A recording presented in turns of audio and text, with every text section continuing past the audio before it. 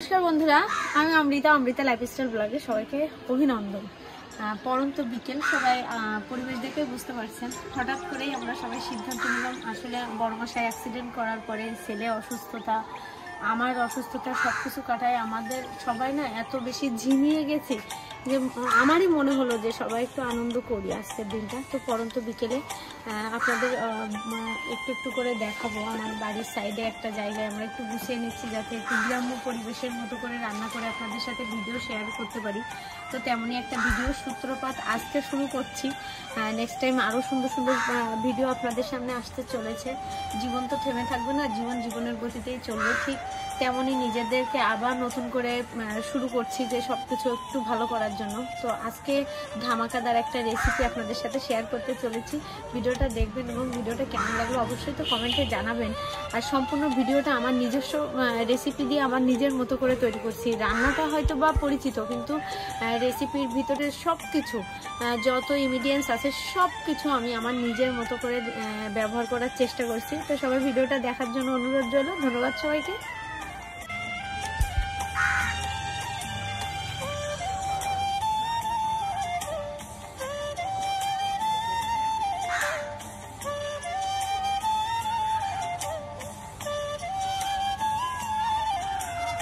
বন্ধুরা, আমি এখন যে রেসিপিটা রান্না করব তার জন্য প্রথমে নিয়ে নিয়েছি 1 কিলো খাসির মাংস।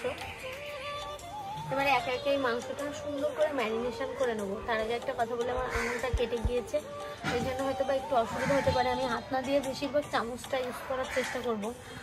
তো প্রথমে লেবুর রস দিয়ে দিচ্ছি, কাগজি লেবুর রস, অনেকে পাতি লেবু বলে যেটাকে আর কি।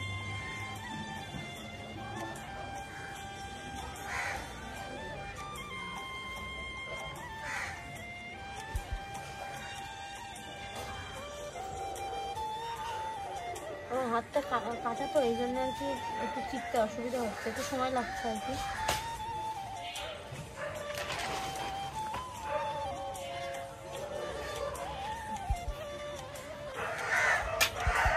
এবারে দিয়ে দেবো এর ভিতরে পরিমাণ মতো লবণ।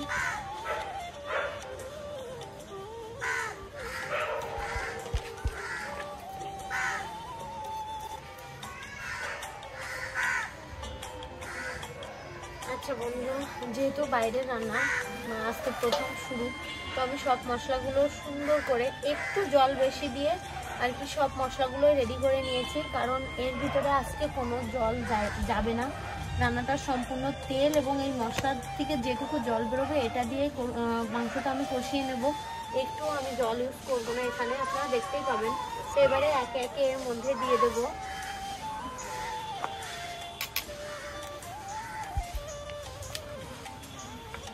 দিয়ে দিচ্ছি পেঁয়াজ বাটা,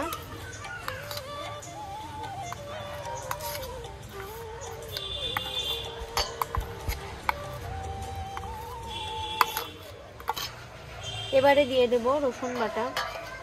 বন্ধুরা, একটা কথা বলি, আমি কিন্তু এখানে আমার মত মতো আমি মশলার পরিমাণটা নিয়েছি। অনেকে আছে লাইট মশলা খেতে পছন্দ করেন, তারা কিন্তু অবশ্যই আপনার পছন্দ মতো মশলার পরিমাণটা ব্যবহার করবেন। আচ্ছা, আমি পেঁয়াজ বাটা দিয়েছি, রসুন বাটা দিয়েছি, এবারে এখানে দিয়ে দেব আদা বাটা।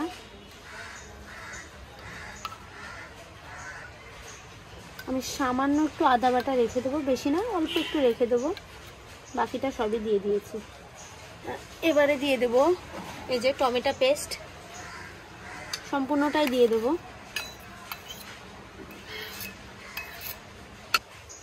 আচ্ছা, এখানে দিয়ে দিচ্ছি, এখানে আছে পুদিনা পাতা, কাঁচা লঙ্কা, পাশাপাশি আছে ধনে পাতা, 3টে একসাথে, যেহেতু 3টাই সবুজ কালার গ্রিন কালার, এই কারণে 3টাই একসাথে আমি পেস্ট করে নিয়েছি এবং সম্পূর্ণটা এর ভিতরে দিয়ে দেবো। আমি প্রথমে বলেছি কিন্তু বন্ধুরা, আমার রান্নাটা আজকে আমার নিজস্ব অনুকরণ, মানে মাথার থেকে যেটা বেরিয়েছে আমি সেইভাবে আজকে রান্নাটা করে দেখব, কতটা খেতে ভালো লাগবে সেটাও আর কি বোঝার চেষ্টা করব, যে দেখি কেমন লাগে। আচ্ছা, এখানে আছে পরিমাণ মতো জিরে এবং ধনিয়া বাটা।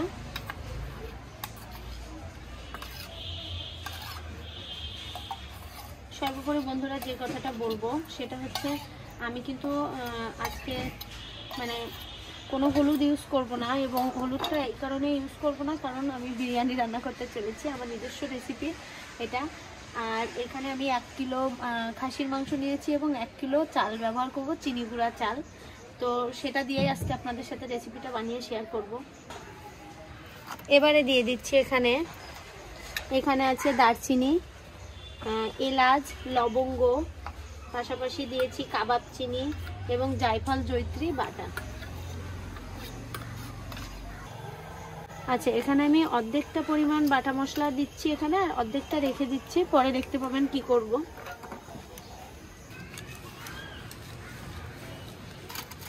এবারে দিয়ে দিচ্ছি বন্ধুরা, এখানে আছে কাজু বাদাম, পেস্তা বাদাম, চীনা বাদাম, 4 মগজ, এইগুলো সবই একসাথে পেস্ট করা, সেগুলোই দিয়ে দিচ্ছি।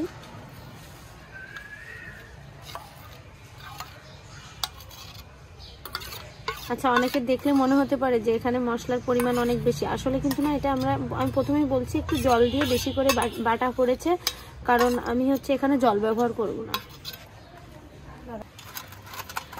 সর্বোপরি যেটা না বললে নয়, টক দই দিয়ে দিচ্ছি।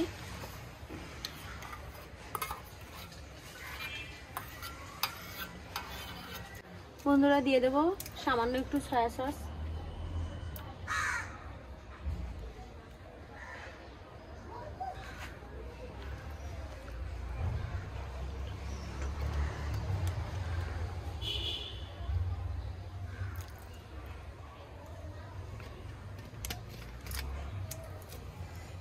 এবারে দিয়ে দেবো টমেটো সস।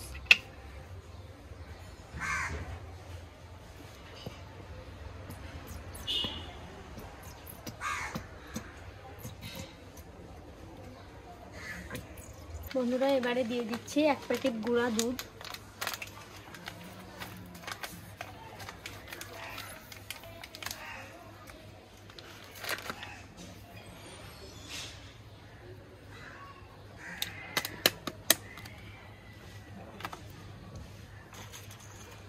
এবারে দিয়ে দেব তেজপাতা, পাশাপাশি দিয়ে দেব, এখানে আমি একটি পাত্রে গুছিয়ে নিয়েছি, আস্ত গরম মশলা দিব। বন্ধুরা, আমি এখানে আগে থেকে একটু পেঁয়াজ বেরেস্তা রেডি করে রেখেছি, এখান থেকে কিছুটা আমি ভাতের ভিতরে দেব এবং কিছুটা মাংসের ভিতরে ইউজ করব।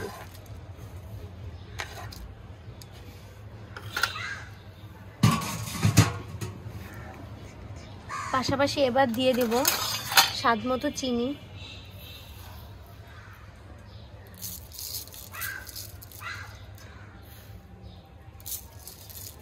এত কিছুর পরে এখন অ্যাট লাস্ট দিয়ে দেবো একটু পরিমাণ মতো তেল। আমি এখানে সাদা তেল ইউজ করছি, যেহেতু বিরিয়ানি সর্ষের তেল দিলে কিন্তু গন্ধ হয়ে যাবে। আমার যেহেতু হাতে সমস্যা, না হলে আমি হাত দিয়েই মাখানোর চেষ্টা করতাম, আমার হাতে কেটে গিয়েছে, অত্যাধিক জ্বালা করবে, এই কারণে আর কি আমি একটু চামচ দিয়েই এখানে ম্যারিনেশনটা করে নেব।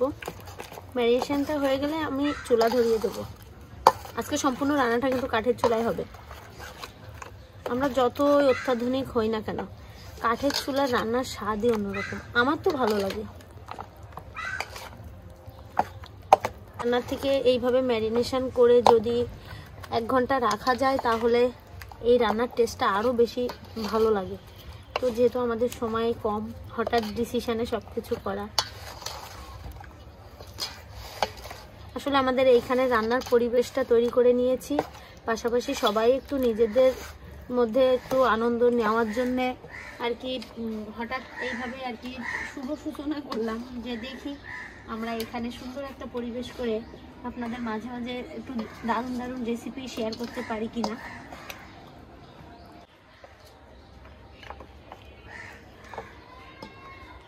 বন্ধুরা, আমার সমস্ত মশলা দিয়ে মাংসটা ম্যারিনেশন করা হয়ে গিয়েছে।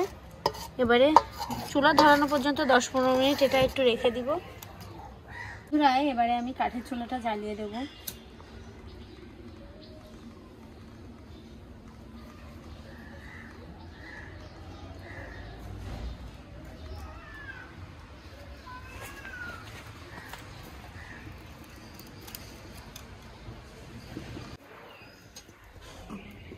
বন্ধুরা, চুলার পরে কড়াইটা বসিয়ে দিয়েছি। একটা কথা বলি, চুলাতে অলরেডি তেল আছে খানিকটা, কারণ আমি এখানে পেঁয়াজ বেরেস্তাটা করে নিয়েছিলাম, সেই তেলটাই আছে। এর ভিতরে আমি বাকি মাংসটা দিয়ে মাংসটা ভালো করে কষিয়ে নেব। যেহেতু অনেক বড় গামলা, আমি এটা একবারে দিতে গেলে যদি ছিটকে পড়ে, এই জন্য আমি একটু আস্তে আস্তে করে এর ভিতরে দিয়ে দেবো মাংসগুলো।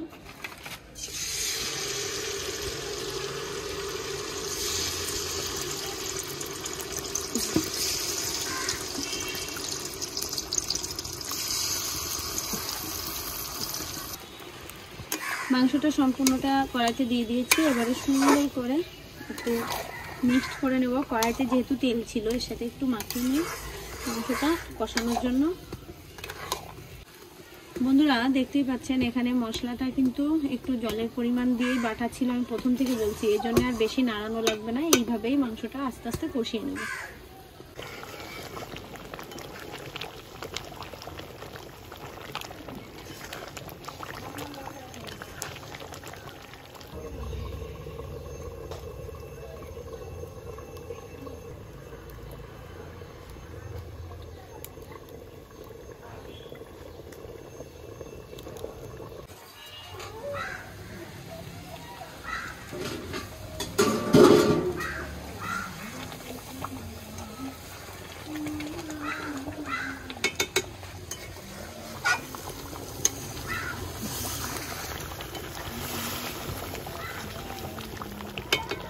এখানে আমার কিন্তু ঝোলের ইয়েটা অনেকটা শুকিয়ে এসেছে, আরও 10-15 মিনিট সময় লাগবে, যেহেতু খাসির মাংস সেদ্ধ হওয়ার একটা ব্যাপার আছে। প্রেশার কুকারে যেহেতু দিচ্ছি না, তো এটাই আস্তে আস্তে আর কি সুন্দর করে মশলাটা আর একটু কষিয়ে তেলটা উঠিয়ে নেব। তো দেখতে থাকুন বন্ধুরা। আমার মাংস কষানো হয়ে গিয়েছে। এবারে দেখুন আমি যে গরম মশলাটা রেখেছিলাম সেটা, আর তার সাথে ঘি অ্যাড করে ঘি গরম মশলাটা দিয়ে দেবো। এদিকে দেখুন মাংসের কিন্তু কষানোটা এত সুন্দর হয়েছে যে মনেই হচ্ছে না যে এর ভিতরে আমরা না দিয়েছি শুকনো লঙ্কা, না দিয়েছি হলুদ, কিছুই বোঝা যাচ্ছে না। দেখছেন, একটু সময় নিয়ে যদি এইভাবে একটু আপনি রান্নাটা করতে পারেন, সেই বিরিয়ানির স্বাদ আপনার মুখে লেগে থাকবে।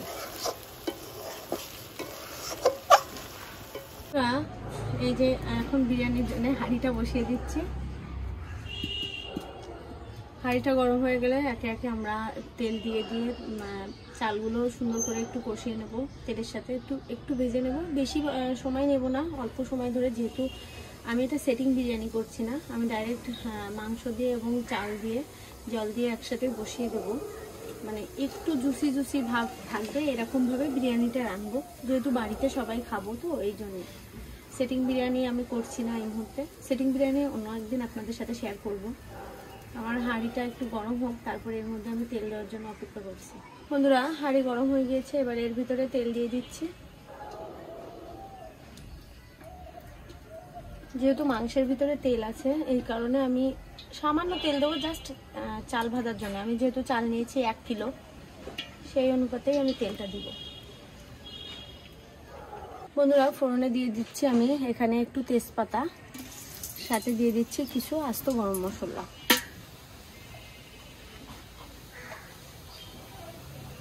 একটু নাড়া দিয়ে নেব। বন্ধুরা আমি 1 কিলো চাল অলরেডি বারবার করে ধুয়ে সুন্দর করে জল ঝরিয়ে রেখেছি। এবারে এই চিনি গুঁড়া চালটা তেলের ভিতরে দিয়ে একটু নাড়িয়ে, কেউ বলবেন কষিয়ে নেওয়া, কেউ বলবেন ভেজে নেওয়া, যেটা বলবেন আর কি, সেটা একটু করে নেব।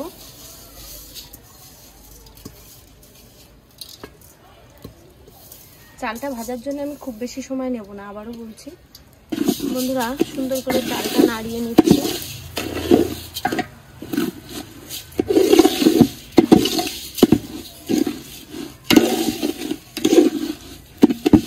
চালটা ভাজা হতে হতে আমি যে বেরেস্তাটা রেখেছিলাম এটা একটু রেডি করে নিই। দেখতেই পাচ্ছেন সন্ধ্যা লাগো লাগো ভাব, একটু ব্যস্ততা হয়ে গেছে এখন। তো এই বেরেস্তার ভিতরে প্রথমে দিয়ে দিচ্ছি একটু গুঁড়া দুধ,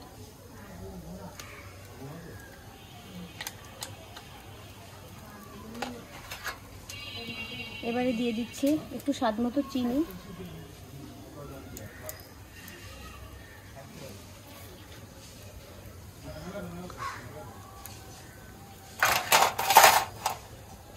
আর আর দিয়ে দিচ্ছে সামান্য কাজু কিশমিশ, আর কিছুটা কাজু কিশমিশ আমি অলরেডি জলের ভিতরে দিয়ে দেবো, ভাত যখন হয়ে আসবে আর কি তখন দিব। জাস্ট এই কয়টা একটু মাখিয়ে রাখি, দেখবেন একটা ব্রেস্তাও আপনার এখানে নরম হবে না, সবগুলোই ঝুরঝুরে, দেখেছেন বন্ধুরা। এখানে আমি অলরেডি রাইস কুকারে, যেহেতু বেলা হয়ে গিয়েছে, রাইস কুকারের ভিতরে একটু গোলমরিচ, একটু সাহাজিরে, একটু কাবাব চিনি এইগুলো দিয়ে অলরেডি জল ফুটিয়ে নিয়েছি, সেটাই এখন এর ভিতরে দিয়ে দেবো।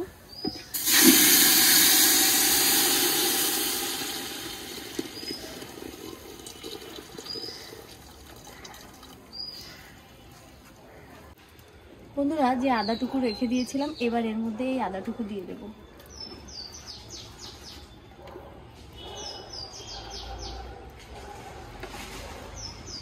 বন্ধুরা, যেহেতু মাংস কষানোতে একদম অ্যাকুরেট মাপ অনুযায়ী লবণ দিয়েছি, এবার ভাতের জন্য আমি পরিমাণ মতো লবণটা দিয়ে দিচ্ছি। বন্ধুরা, এবারে দিয়ে দিচ্ছি গুঁড়া দুধ।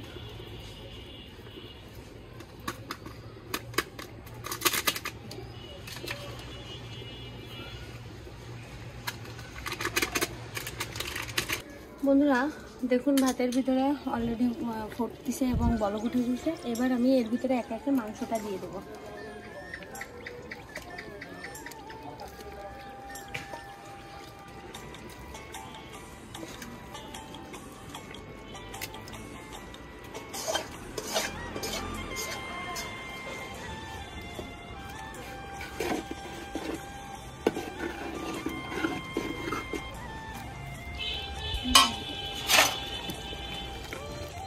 বন্ধুরা, সুন্দর করে এবার ভাত এবং মাংস একসাথে মিশিয়ে নেব।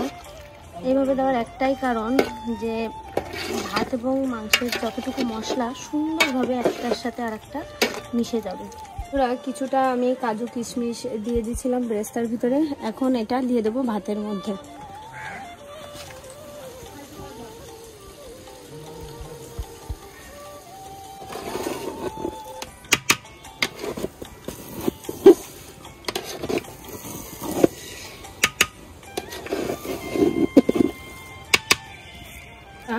এবারে দিয়ে দেবো এই যে গুঁড়া দুধ আর চিনি মেশানো ব্রেস্তাটা।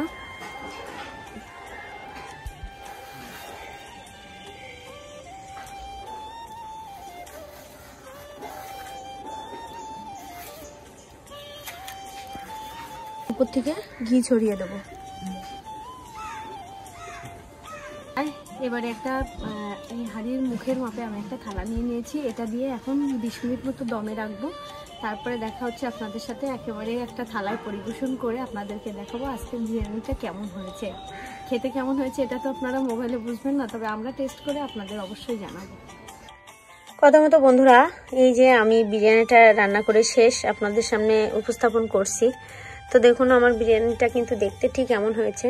তো এমন একটা রেসিপি ছুটির দিনে সবাই নিজের ফ্যামিলিকে একটু বানিয়ে খাইয়ে দেখবেন, অবশ্যই সবার ভালো লাগবে এবং আমাকে কমেন্টে অবশ্যই জানাবেন কিন্তু খেতে কেমন লাগলো। আর একটা কথা কি, আমার বাসার যারা খেয়েছে তারা সবাই বললো যে রান্নাটা সুন্দর হয়েছে, টক ঝাল মিষ্টি। আমি এমনই রেসিপিটা করতে চাইছিলাম। আর আমার মনে হয় অন্য রেসিপির সাথে আমার এই রেসিপিটা কেউ মিল পাবেন, জল ছাড়া টোটালি মাংস কষিয়ে আর কি রান্নাটা কেউ করতে পেরেছে কিনা আমি জানি না। তো সবাই একটু বলবেন কেমন হয়েছে, আর অবশ্যই ছুটির দিনে একটু ট্রাই করে দেখবেন।